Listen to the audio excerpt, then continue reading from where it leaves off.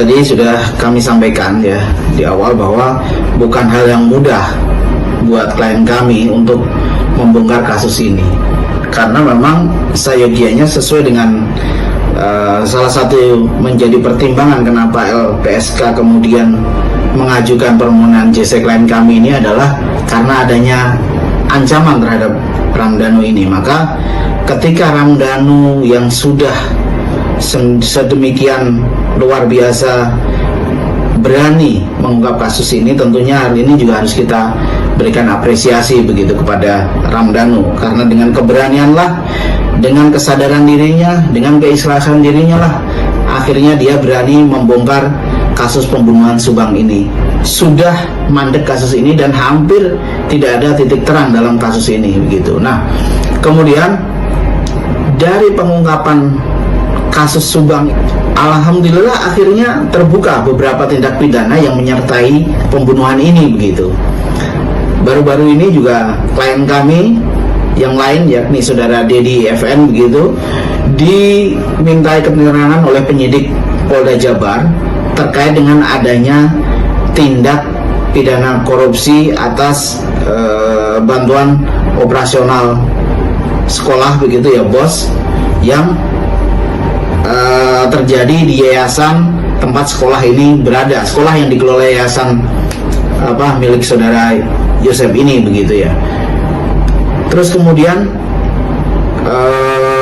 ada lagi tindak pidana OOJ ya, atau obstruction of justice begitu ya, menghalang-halangi proses penyelidikan dan penyidikan. Akhirnya terbongkar setelah tindak pidana pembunuhan ini terbongkar, kemudian mengikuti tindak pidana korupsi terhadap bos bantuan operasional sekolah atas yayasan yang dikelola oleh saudara para tersangka ini. Terus kemudian ada tindak pidana obstruction of justice begitu. Artinya kita semakin terbuka bahwa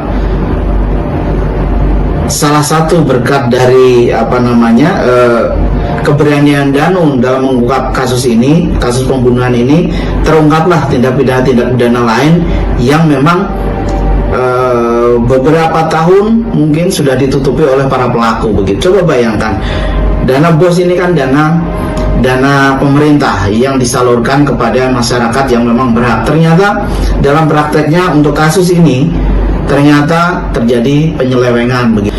Menarik sekali pertanyaan terakhir ini, mencermati belakangan ini adanya pra-peradilan yang diajukan oleh kuasa hukum atau yang diajukan melalui kuasa hukum dari Mimin, Abi dan Arigi begitu ya, terhadap proses penetapan tersangka yang dilakukan oleh pihak kepolisian begitu. Nah, pertanyaannya kenapa cuma 3 tersangka saja yang diajukan pra-peradilan, sementara Yosep yang notabene adalah pelaku atau notabene adalah tersangka juga ternyata tidak diajukan pra-peradilan. Ini kenapa begitu? Nah, ini juga menjadi pertanyaan buat kami selaku kuasa hukum Ramdhanu ya. Kenapa hanya 3 orang saja yang diajukan pra-peradilan terhadap proses penetapan tersangka? Kami bisa menyimpulkan bahwa dengan kata lain, ketika Yosep tidak mengajukan pra-peradilan, berarti Yosep mengakui dong atas penetapan tersangka tersebut begitu. Artinya penetapan tersangka yang diberikan oleh pihak kepolisian kepada Yosep sudah tepat sesuai dengan hukum begitu. Karena kalau penetapan tersangka yang diberikan kepada Yosep ternyata unprocedural atau tidak sesuai dengan hukum, harusnya Yosep mengajukan pra-peradilan. Kan begitu logika sederhananya, kan jadi seperti itu ya. Nah, kenapa ini Yosep tidak mengajukan begitu? Berarti kita juga bisa menganggap bahwa selain penetapan tersangka sudah sesuai dengan hukum, alat bukti yang menjadi syarat sahnya seseorang untuk menjadi ditetapkan sebagai tersangka berarti sudah terpenuhi dalam kasus Yosep begitu. Nah, terkait dengan 3 orang yang mengajukan pra-peradilan ini, kami sepenuhnya menyerahkan semuanya kepada proses hukum yang berlaku begitu. Artinya apa? Artinya bahwa undang-undang memberikan hak kepada warga negara jika merasa, ya dalam kata kutip, jika merasa, saya ulangi, haknya dilanggar oleh pihak tertentu dalam proses penyidikan terkait dengan status tersangka. Undang-undang memberikan ruang untuk itu begitu. Nah, tinggal dalam prosesnya apakah ternyata nanti dalam proses persidangan itu dikabulkan atau tidak, itu masing-masing nanti kita lihat prosesnya begitu. Nah, kalaupun nanti ternyata proses pra-peradilan itu ternyata penetapan tersangkanya dibatalkan oleh pihak pengadilan begitu, pihak kepolisian dalam hal ini penyidik bisa melakukan penyelidikan dan penyidikan ulang dan bisa menetapkan status tersangka sekaligus menahan terhadap 3 pelaku ini. Dan jika ternyata pra-peradilannya ditolak begitu, artinya penetapan tersangka ketiga orang ini adalah sah secara hukum, pihak kepolisian bisa langsung menahan mereka, dan kita mendorong untuk itu.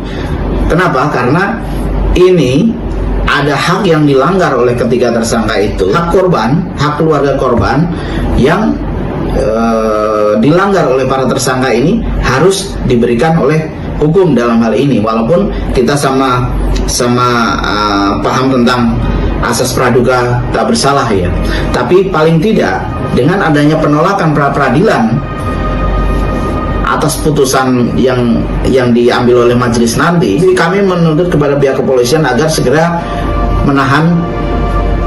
menangkap dan menahan ketiga tersangka tersebut begitu. Nah, kami berharap kepada kepolisian, kami mendukung pihak kepolisian dalam mengungkap kasus ini, karena kami juga meyakini bahwa prosedur yang dilaksanakan oleh pihak kepolisian dalam melakukan penyelidikan dan penyidikan serta menetapkan status tersangka terhadap ketiga orang ini menurut kami sudah sesuai dengan prosedur. Kenapa kami bisa katakan seperti itu? Karena ketika kami mengikuti 3 kali rekonstruksi, 2 kali prarekonstruksi dan 1 kali rekonstruksi, di situ jelas bahwa peran masing-masing kelima tersangka ini apa dalam pembunuhan itu jelas sekali. Di situ digambarkan dengan jelas, gamblang dan tuntas peran masing-masing si Danu, Yosep, Arigi, Mimin dan Abi. Jadi saya pikir polisi sudah tepat ketika menetapkan ketiga orang ini sebagai tersangka begitu untuk kasus pembunuhan ini begitu. Tidak ada keraguan kalau menurut kami atas proses penetapan tersangka ini.